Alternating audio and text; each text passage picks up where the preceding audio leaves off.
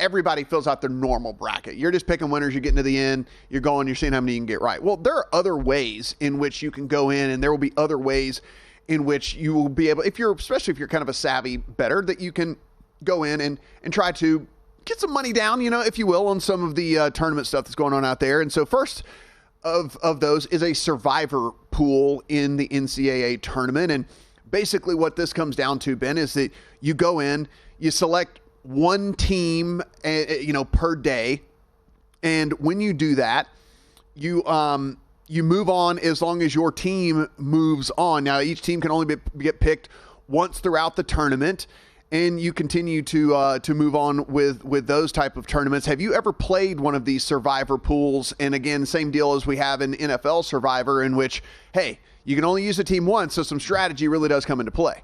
I have, and it's great that these are now growing in popularity. I think this year is the one that, usually the pools I'm in have been a little bit smaller. It seems like this is finally the year where there's going to be a lot of people involved here. My strategy has normally been, I'm going to look, in the first round, I'm going to look at a 2 or a 3 seed that I'm not all that high on, that I think gets bounced in the second round. And it's sort of it can be, especially, the 3 seeds, you might have to tread, a little more cautiously in, because we have seen 14 seeds win every so often. There's been 23 or 4 of them, whereas you feel pretty good if you at least bet the 2 seed. I know there's your Kentucky St. Peter's that happen every so often, your Princetons of the world who can pull off some shockers, but that's usually my strategy. The other one I see a lot of people do, Matt, is they look at like the 6-11, the 7-10 games, 8-9 seed lines. If there's a game they have a lot of conviction in, there tend to be teams in that realm that become really, really popular. So it's similar to, like, say, NFL Week 1, right, where there's so much unknown. And if there's a game you just really like,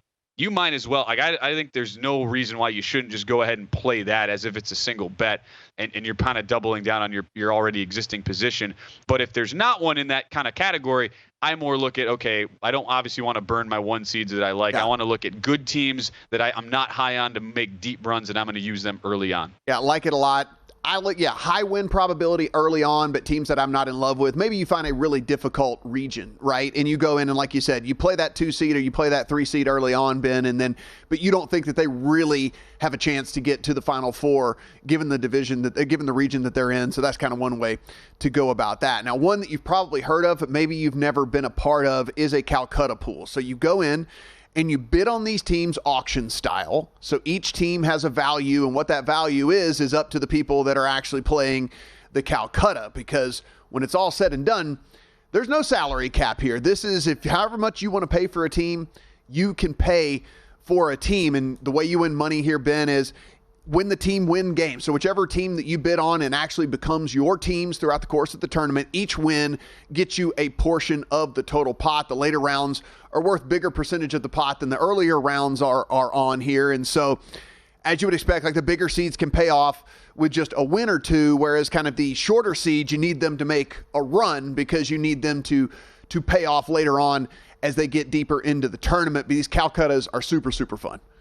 Absolutely. I've not had a chance to play in these, but anytime you can, I love the alternative formats too, especially if you've ever sat there and you go, my aunt or sister or whatever who watches one basketball game a year and then inevitably wins my family bracket pool. If that drives you just insane like it does for me, Matt, yes, I like the way you can go a little bit alternatively. I don't know if I'm going to be in a Calcutta this year. I mean, if you got a hookup, I might want to join. Well, I'll tell you, we got some going on, man. So we'll talk after the show here. So all right. There are some wrinkles to Calcuttas. They're not all the same, guys. So, like, how the teams get bid on.